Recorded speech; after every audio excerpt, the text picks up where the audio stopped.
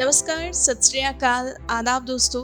स्वागत है आप सभी का दिलचस्प कहानियों के हमारे इस खास कार्यक्रम में, जहां आप सुनते हैं हर दिन नई नई प्रेरणादायक कहानियां और उन कहानियों से आप लेते हैं एक नई सीख रोजाना।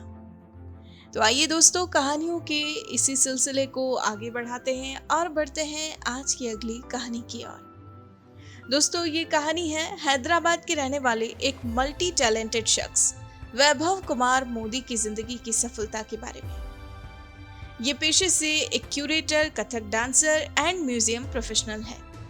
इसके अलावा ये LGBTQ कम्युनिटी के लिए भी काम करते हैं। आपको बता दें, कोलकाता में जन्मे वैभव कुमार की परवरिश उत्तर प्रदेश के एक छोटे से शहर में हुई थी और फिर ये वर्ष 2000 में हैदराबाद शहर आ गए और पिछले 20 सालों से ये इसी शहर में निवास कर रहे हैं। दोस्तों, ये बहुत अच्छे कथक डांसर हैं और इन्होंने अब तक कई लोगों से इस नृत्य की बारीकियों को सीखा है और अपनी कला को हर दिन खूबसूरती से निखारने का प्रयास किया है। हर दिन नई नई चीजें सीखना, नए आर्टिस्ट से, नए लोगों से मिलना इन्हें बेहद पसंद है और ये मानते हैं कि यही इनकी लाइफ का सबसे बेस्ट पार्ट है। दोस्तों, इनका मानना है कि जिंदगी के हर मोड़ पर हमारे सामने कई संघर्ष और चुनौतियां होती है। जाहिर सी बात है, ये भी इससे अछूते नहीं रहे। जिंदगी के हर कदम पर लोगों द्वारा इनका उपहास बनाया गया, जी हाँ, लेकिन ये उनकी बातों से कभी निराश नहीं हुए और ना ही उन चंद लोगों के तानों के डर से इन्होंने अपनी जिंदगी की रफ्तार को धीमा होने दिया। हमेशा अपने दिल की सुनी और अपने फैसलों पर यकीन करते हुए ये आगे बढ़े। बड़े बड़े सपने देखे और उन सपनों को साकार करने में दिन रात एक कर दिए। खूब मेहनत की, हमेशा अपने पैशन को फॉलो किया और दोस्तों, कहते हैं ना कि जिंदगी में जीतता हमेशा वही है जिसे खुद पर विश्वास होता है, जिसके अंदर आगे बढ़ने का जोश, जुनून और जज्बा होता है। इन्होंने भी अपने अंदर के जज्बे और जुनून को कभी कम नहीं होने दिया और आखिरकार आज हासिल कर ही लिया है इन्होंने सफलता का ये मुकाम। दोस्तों, वैभव कुमार मोदी की जिंदगी से जुड़े ऐसे कई अनसुने किस्सों के बारे में जानने के लिए आइए अब हम सीधा मुलाकात करते हैं इनसे और इनकी सफलता की ये प्रेरक कहानी सुनते हैं, सिर्फ और सिर्फ इनकी अपनी जुबानी। Namaskar, my name is Vaibhav Kumar Modi. I am a curator, a Kathak dancer, and a museum professional based out of city of Hyderabad. And here I've been here in this beautiful city for about 20 years, and I stay with my mother, and I have a brother in my family who's been studying law. So growing up, I have always been very interested in understanding the human experience. I think understanding the human mind and how do we make decisions, how does our human mind experience things, has been a keen area of interest. I've grown up, I was born in Calcutta, grown up in a small town in UP, and then shifted to this beautiful city of Hyderabad back in 2000, where I learned that there is way more things. There are different cultures, there are different things, and there are different languages, that one needs to expose to. And when a human mind gets exposed to more things, it automatically expands and the intelligence increases. So these things have always intrigued me as a child from early on. Also was very drawn into art and culture. I remember for the earliest period of time, I think I remember seeing Biju Maharaj ji on TV, and that was the first time I think I realized, oh, men can dance so beautifully, and they can be they're revered, they're artists, and I think that was my earliest inspiration of becoming a Kathak dancer. So I owe it to Maharaj ji for getting me introduced to the world of Kathak. And for my curation business, I think I joined a company after I finished my college. I did a BTech in IT, and then I happened to join this tech and design company, which was working in the museum and the publication space along with the IT space.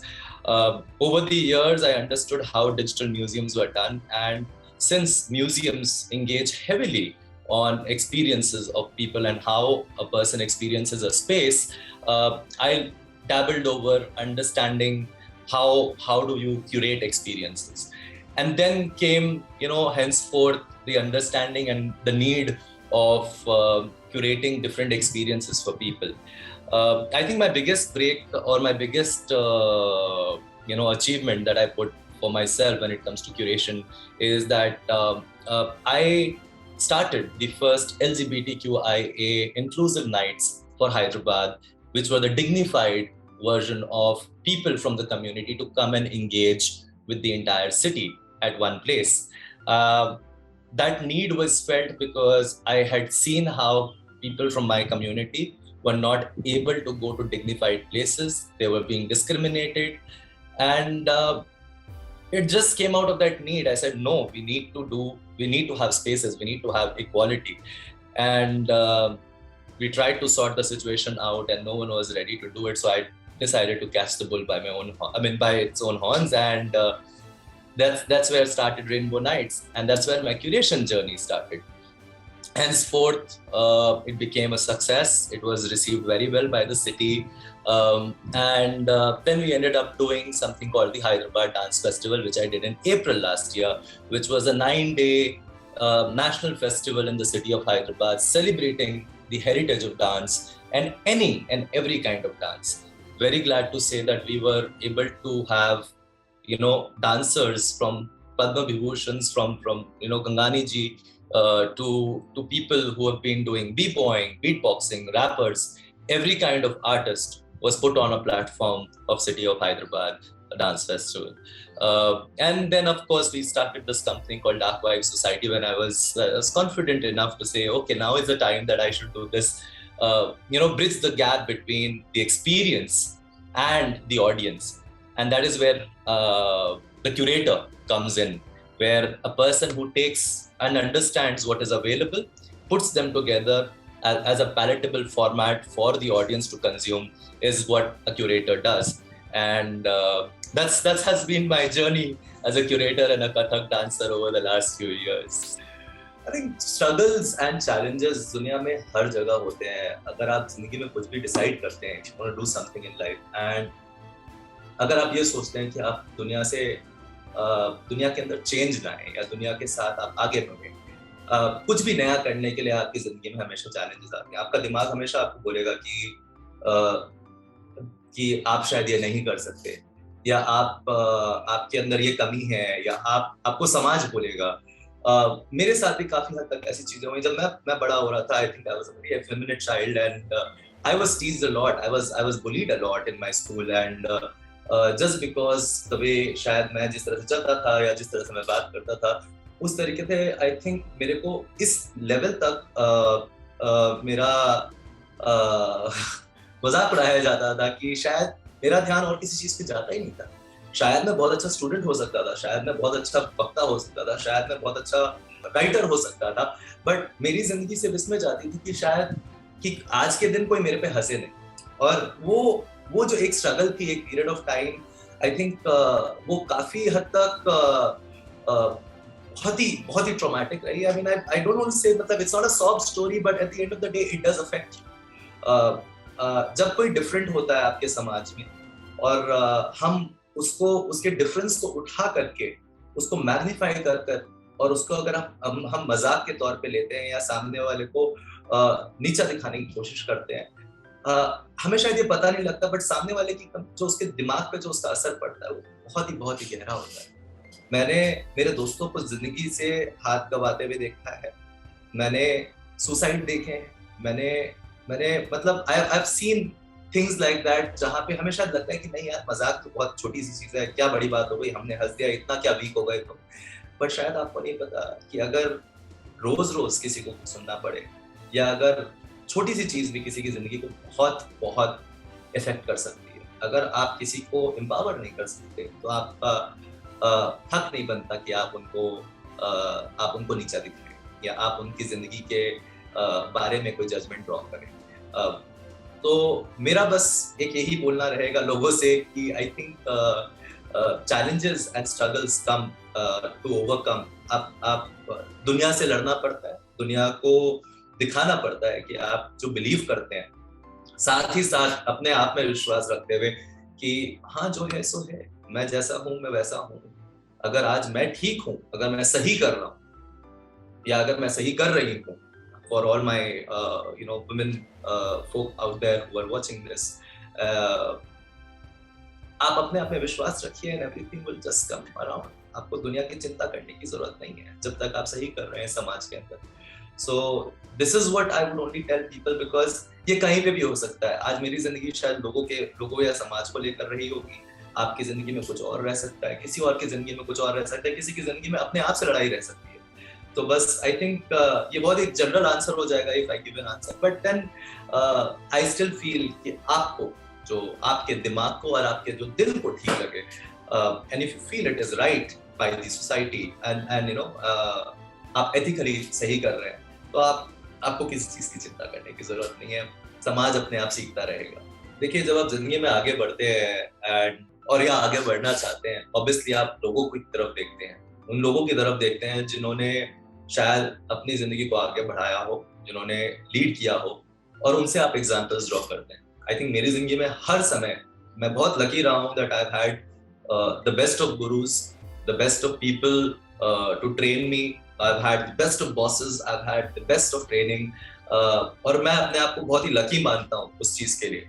चाहे वो मेरे खुद के कथक गुरु हो मोहित श्रीधर जी या Mangla Bhatt ma'am, चाहे वो महाराज जी हो, बिजू महाराज जी. मेरे को अभी भी याद है, मैं जब उनके साथ एक बार बैठा हुआ था, मेरा अच्छा सौभाग्य था, मैं उनके साथ बैठा हुआ था. उन्होंने मेरे को एक ही चीज बोला कि तुम कथक करोगे, एंड मैंने कहा हाँ गुरुजी मेरे को करना है. एंड उन्होंने एक ही चीज पलट के बोला कि वैभव करो, कथक में लड़कों की बहुत जरूरत है. और वो शायद एक जो शब्द था, मतलब जो एक वाक्य था, that really changed my life, because जब एक इतने बड़े स्तर का कलाकार जब आपसे ये बात बोलता है, तो आप उस कलाकार का दर्द, आप उस कलाकार का जो एक पैशन है वो आप महसूस कर सकते हैं. तो वो एक बहुत बड़ी चीज है जो मैं शायद साथ में लेके चलता हूँ.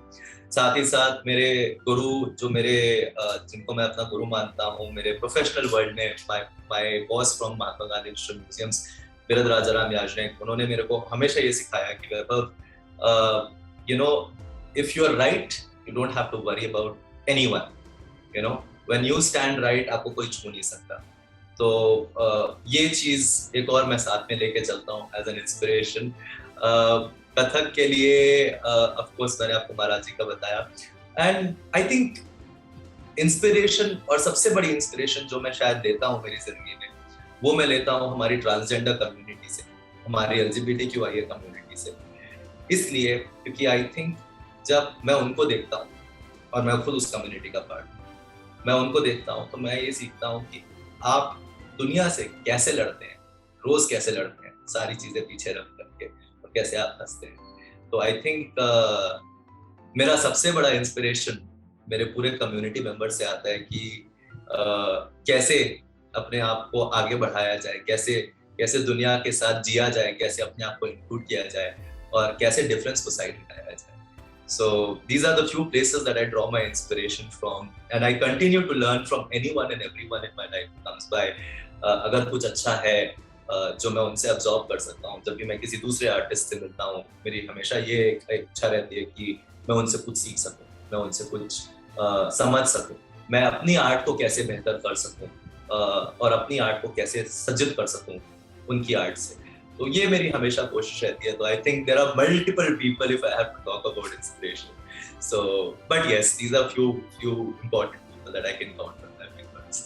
So what is that one thing that I love about my work? The ability to create change every day, the ability to do new things every day, the ability to inspire yourself every day. So मेरा कोई भी दिन भगवान की दया से आज तक, या फिर by God's grace, it's just new. नए लोग, नए चीजें, नए चैलेंजेस, और शायद मुझे वो बहुत पसंद आता है. इवन शायद मैं अगर डांस भी देखूं, कथक भी देखूं, तो हमारे लिए हर एक दिन नया होता है, एक नई चीज सीखने को मिलती है. सिमिलरली मेरे क्यूरेशन के जॉब में मेरे को, या मेरे काम में मेरे को हमेशा कुछ ना कुछ नया सीखने मिलता है. इतने सारे आर्टिस्टों से मिलना होता है, इतने सारे लोगों से मिलना होता है, इतने सारे बिजनेस के लोगों से मिलना होता है. तो हर किसी से आप कुछ ना कुछ सीखते हो, और जब आप दिन के एंड में आप वापस आते हो तो आपको लगता है कि अरे मतलब आपने कुछ किया है आज. So वो जो feeling होती है, that coming back to yourself and having that satisfied and content feeling at the end of the day, I think that is what I like about my job, and that is what I take away from my job. Well, if you want to do anything in life, my advice to you is just do it. अगर आप कुछ भी सोचते हैं, कुछ भी आपको करना है, आप एटलीस्ट पानी में उतर के देखिए, get into the water, understand. Don't wait. Don't hold yourself back. If your brain tells you you should learn something, go learn that language, go learn that skill. Give it a shot. You may like it, you may not like it, but before even trying it, you never know. So give everything a fair chance. Give yourself a fair chance. And then decide what do you want to do or not. Because no one can tell you what do you like, what do you not like. क्योंकि शायद मेरे ख्याल से आपको क्या पसंद आएगा, आपको भी शायद नहीं पता हो until and unless आप उसको experience करें. तो जिंदगी में कोई भी अपॉर्चुनिटी को जाने ना दे. हमेशा कोशिश करें कि अगर आपको कोई चीज पसंद है तो आप हमेशा उसको एटलीस्ट ट्राई करें. जिंदगी बहुत छोटी है और अगर आप कुछ चीजें नहीं करेंगे तो शायद रिग्रेट रह सकता है, एंड ये जिंदगी रिग्रेट्स के लिए नहीं. So please try everything, give it your best shot and then decide कि क्या पसंद है क्या नहीं पसंद है. और मेरे ख्याल से ऐसा कुछ भी नहीं है कि कोई कुछ नहीं कर सकता. आज के दिन कोई सी भी उम्र में कोई भी इंसान कहीं से भी आज की दुनिया में टेक्नोलॉजी की मदद से या फिर अपनी खुद की विल की मदद से कुछ भी कर सकता है. So, अगर आज आपने डिसाइड किया है कि आज आपको कथक डांसर बनना है, आपके पास रिसोर्सेज की कोई कमी नहीं है. मैं हैदराबाद में बैठ करके दिल्ली से कोर्स कर सकता हूँ. आज के दिन यूएस से लोग लेकर के दिल्ली से सीखते हैं. सो हमारा जो एटमॉस्फेयर है या हमारा जो एनवायरनमेंट है वो इतना सुगम हो चुका है कि आज आपको कुछ भी करना है, there is facility available. It's just that you have to take that first step. So my suggestion, my advice to everyone out there is go ahead, do it, try new things, learn new things. तभी आप अपने आप को decide कर सकते हो या अपने लिए डिसाइड कर सकते हो कि आपको क्या पसंद है और क्या नहीं पसंद है. And once you decide and if you give it your practice and consistency, anything and everything will reap results as long as you're giving it consistency and focus. So देखिए, एजुकेशन और एक्सपीरियंस ये मैं एक personal opinion बताता हूँ कि education आपको adapt बनाती है काम करने के लिए, बहुत जरूरी होती है, आपको स्किल देती है, बट उस स्किल को कैसे यूज करना है वो आपको एक्सपीरियंस बताता है. जब तक आपके पास एक्सपीरियंस नहीं है एजुकेशन को, मैं I am not trying to undermine the value of education. Sometimes education is supposed to let you know how do you do the work faster, how do you do the work more efficiently, of course, but how to do it, like how do you put it in practice comes with experience. I have seen some phenomenal people who probably would not have studied even anything. Like I remember I had gone to Agra Fort and there was this boy who could speak 7 foreign languages and he's a 12th dropout and he could speak those languages. He was a guide boy. I was very curious and I asked him, how did you learn these languages? It's just because of the visitors who've been coming here and talking to us, and I had to really work and I had to be a guide, so I had to learn their language. And so that is where I say that experience also matters. The willingness of doing things really matter. So experience, in my opinion, definitely trumps everything. But education, having said that, education is very important because that enables you to put your experience in the right way as well. So they go hand in hand, but experience definitely trumps education in a longer run. An achievement that I'm very proud of, I think मेरी एक चीज जो शायद मुझे बहुत ज्यादा खुशी देती है, and something that I really proud of is the ability or the fact that I could curate a safe space for the LGBTQIA community in the city of Hyderabad, where week on week my community can come and engage and feel themselves and feel the absolute independence and not being able to answer and still be in a dignified position. To be able to be a part of that process, I think that is the most proud thing that I am happy about, and it will be till the time I die, I think, because I've seen the struggle that my community has gone. I've seen the undignified positions that my community has been. So if I could have contributed a little bit, जो मैंने शायद थोड़ा बहुत किया है मेरी city के लिए और जो मैं कंटिन्यू करता रहूँगा, मैं उस चीज के लिए बहुत अपने आप को भाग्यशाली मानता हूँ, और बहुत ही I think I'm very happy that I could do something in this battle of inclusivity for this country. I don't think there is anything called born talent और कुछ भी. I think जब एक बच्चा जन्म लेता है तो उसको जो चीज बोली जाती है, उसको जिस चीज के लिए सराहा जाता है, उसकी कंडीशनिंग जैसे की जाती है, वो बच्चा उस चीज का रूप ले लेता है.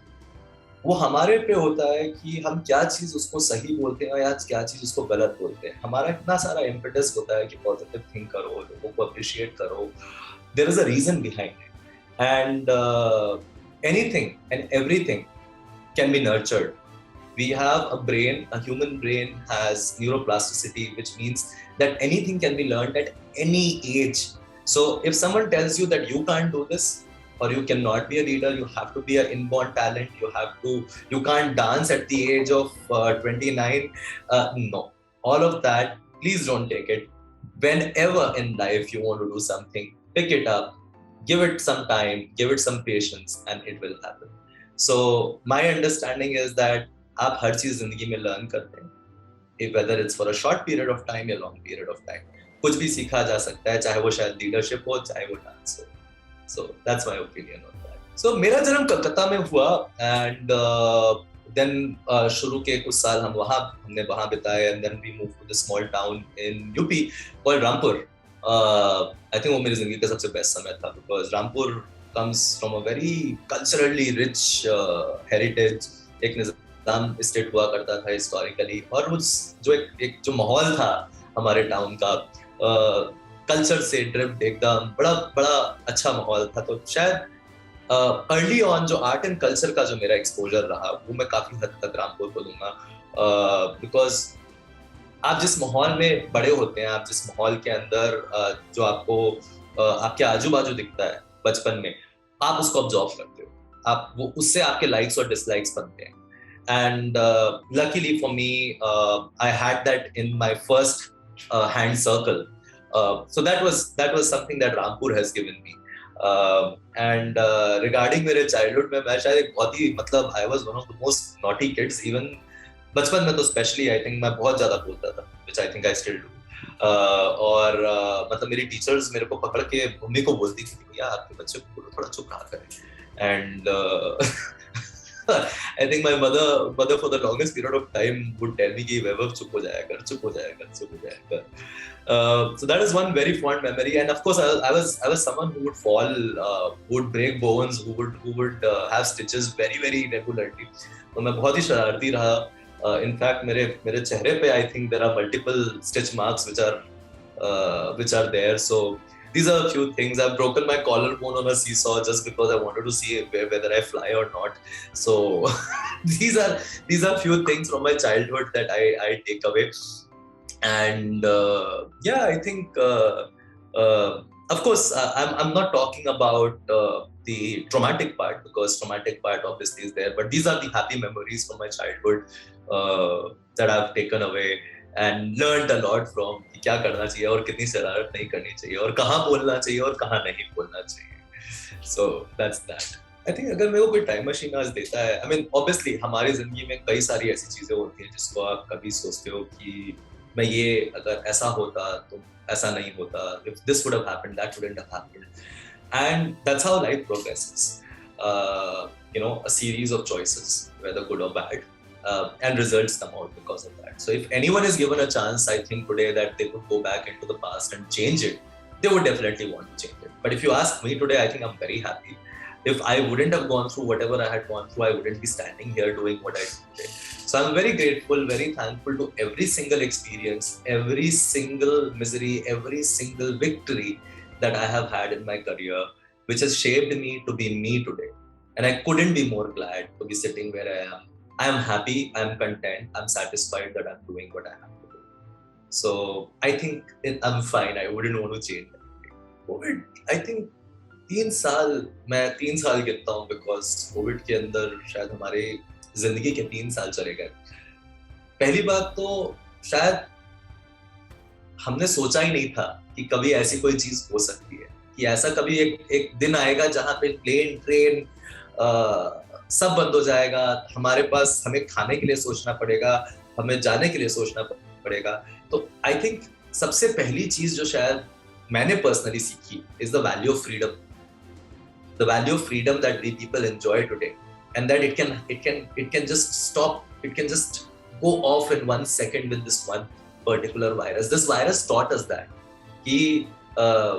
how do we enjoy our freedom, which we take for granted. So personally I think that was the biggest learning out of COVID. मुझे ये समझ में आया कि रिश्तों की इम्पोर्टेंस क्या होती है, दोस्तों की इम्पोर्टेंस क्या होती है, because when we were locked into our houses we couldn't reach out to our office. I mean, from the fact that we would say that, oh, I have to go to the office today, it has become, I really want to go to the office because I want to get out of my regular rut. So it taught us the value of what things that we have been taken for granted for such a long time. What positives that happened in COVID, I mean, these are also positive things, because if we do not know the value of these things, then obviously you don't enjoy them. So what positive has happened is, for artists, I think it gave them time to introspect. It gave people time to introspect, to see and understand what do they like. It gave them time on their hand. I have so many friends who would probably work in the day and would paint at the end of the day, would dance. I started exploring my Kathak more vigorously during the lockdown because I would have that time. I could do something. There was more time on my hand. There was more relaxation on my hand. And I've seen a lot of people doing that as well. So एक COVID का कोई, but हम जब आज उभरे हैं COVID से, I think we are a more sensitive world. We are a more cohesive world. आज हमें शायद ये पता है कि एक माइग्रेंट वर्कर की क्या हालत होती है, एक आर्टिस्ट की क्या हालत होती है, आज एक वर्कर की क्या हालत होती है, और एक बिजनेस ओनर की क्या हालत होती है. कोविड ने हम सबको सबकी हालत से वाकिफ कराया. एंड वेरी हैप्पी कि आज हम 1 तारीख है और कुछ states, in fact Bombay has totally made mask optional. I couldn't be happier कि अब ऐसा दिन देखेंगे कि भाई जहाँ पे हम मास्क उतार सके और कॉन्फिडेंस से बाहर जा सके. 3 या 4 साल के बाद ये चीज होने आ रही है. I couldn't be happier because वो एक जो लोगों को जब आप देखते हैं, जब आप मिलते हैं उनसे, उनका चेहरा मास्क से ढका हुआ रहता है, वो एक अपनापन शायद चला गया, वो मिसिंग था, तो वो शायद वापस आ जाए.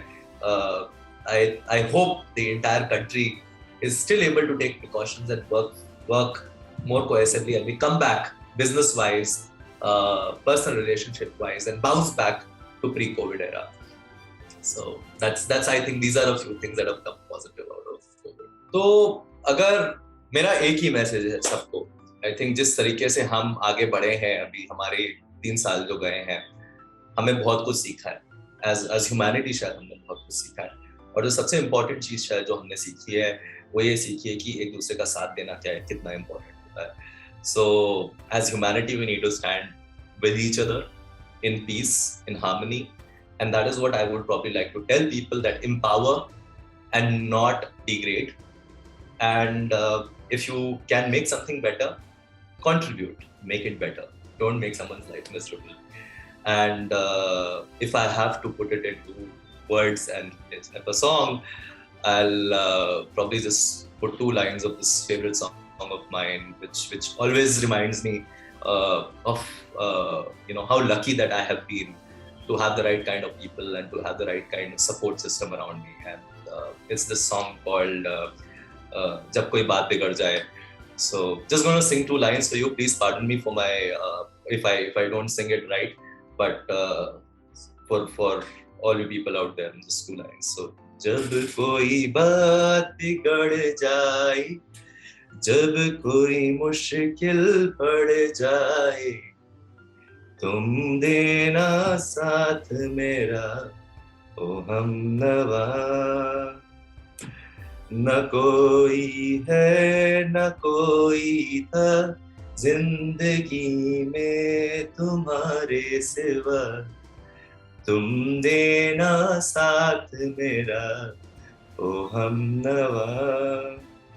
So there you go. I've sang, and I think आपका हमनवा कोई भी हो सकता है. आपका दोस्त हो सकता है, आपके पेरेंट्स हो सकते हैं, आपका पार्टनर हो सकता है, आपकी कंपनी हो सकती है, आपका काम हो सकता है, आपके सपने हो सकते हैं. अपने हमनवा को अपने साथ में रखिए, अपने लाइफ को उसके साथ बढ़ाइए और खुश रहिए, और लोगों को अपने आजू बाजू खुश रखिए. कथक. So इंडिया के 8 शास्त्रीय नृत्य लिस्टेड है, इंक्लूडिंग विच कथक, जो कि उत्तर भारत से आता है। और कथक के अगर मैं आपको परिभाषा दूं तो आई थिंक सबसे सिंपल चीज है, जब कथक और कथाकार ये दो चीजें होती हैं। कथाकार, कथा कहे सो कथाकार, so the man who speaks or the woman or the person who's telling the story is the kathakar. So kathak is the art of storytelling if you ask me.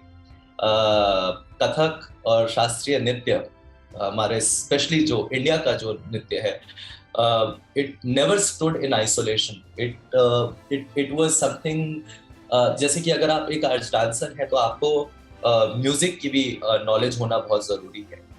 It's not like कि आपने recorded music पे कर लिया या आपको music की अगर understanding नहीं है आप डांस कर पाएंगे। तो मेरे ख्याल से एक कलाकार जो किसी भी इंडियन डांस फॉर्म का कलाकार है, उसको इंटायरिटी ऑफ म्यूजिक, इंस्ट्रूमेंट, गाना, कितने सारे आप कलाकारों को देखेंगे जो कि गाना गा सकते हैं, जो कि पखावज बजा सकते हैं, तबला बजा सकते हैं, और साथ ही साथ कथक के बहुत ही बेहतरीन परफॉर्मर्स है या आर्टिस्ट हैं। सो ये एक चीज आती है एज अ पैकेज जब आप कथक के बारे में सीखना चालू करते हैं। कथक 4 घरानों में विभाजित है, लखनऊ, बनारस, जयपुर और रायगढ़ या रायपुर भी बोला जाता है उसको। तो ये 4 घराने, और घराने अगर आप बोले कि भाई घराने होते क्या है, तो एक सिंपल सी बात, जहाँ पे कथक की डिफरेंट स्टाइल्स को महत्व दिया गया और हर सिटी ने हर तरीके से उसको रंगा। जैसे कि जब कथक लखनऊ की तरफ गया तो लखनऊ के लोकल इंस्ट्रूमेंट्स, वहाँ के लोकल आर्टिस्ट ने उसको किस तरीके से रंगा और वहाँ का क्या यूनिक स्टाइल बनता। जयपुर के जब घरानों में जब कथक का जन्म हुआ या जिस तरीके से उसकी संरचना हुई आगे बढ़ते हुए as a period of time, जैसे जैसे डिफरेंट आर्टिस्ट जुड़ते गए, उसको कैसे रंगा। जैसे कि मैं अगर आपको बताऊं तो जयपुर के अंदर पखावज का बहुत यूज होता है, because pakhawaj was used in that area. तो हमारे पास जयपुर घराने के अंदर बहुत बहुत खूबसूरत परंज होती हैं, बहुत ब्यूटीफुल, जो कि बकायदा पखावज में बजाई जाती है। तो ये सब चीजें ऐसे टेक्निकली जो ऐड होती गई, उसके बेसिस पे जो डिफरेंट स्टाइल्स हैं उनको हम घराना बोलते हैं। अब अगर आप बनारस घराने की बात करें, बनारस घराना के अंदर the beats, the kind of the movements that are there were heavily inspired by तांडव, and अगर आप देखेंगे तो आपको वो समझ में आएगा, the style जो उनकी जो करने का जो तरीका है वो वैसे आता है, and of course so on and so forth, and with regards to Kathak I think बहुत ही ज्यादा प्रिसिशन लगता है। इट लुक्स कि सामने वाला डांसर बस ऐसे ही स्टेज पे they are just doing something, but mental maths बहुत लगती है कथक के अंदर, फोकस बहुत लगता है। एंड टिपिकली आज के दिन एक कथक की परफॉर्मेंस या stage performance can go from 45 minutes to 1.5 hour एक ही डांसर का। मतलब आप समझिए कि एक परफॉर्मेंस जो है वो 1 घंटे से लेकर के या 45 मिनट से लेकर के 1.5 घंटे तक जा सकती है। तो उसमें स्टैमिना भी देखा जाता है, उसमें प्रिसीजन देखा जाता है, उसमें आपका ताल समझा जाता है, आपकी लयकारी समझी जाती है। और सबसे इंपॉर्टेंट बात कथक के बारे में जो शायद मैं आपको बताऊं, कथक एक ऐसा डांस है जिसके अंदर डांसर म्यूजिक को लीड करता है। अगर आप मेरे को पूछें, मैं इसको थोड़ा इलैबोरेट करता हूँ। डांसर म्यूजिक को लीड करता है, मतलब हम पहले एज अ डांसर पढ़ते हैं कि हमें क्या चाहिए या हम क्या चीज पे डांस करेंगे, जैसे हम बोलते हैं पढ़ंत।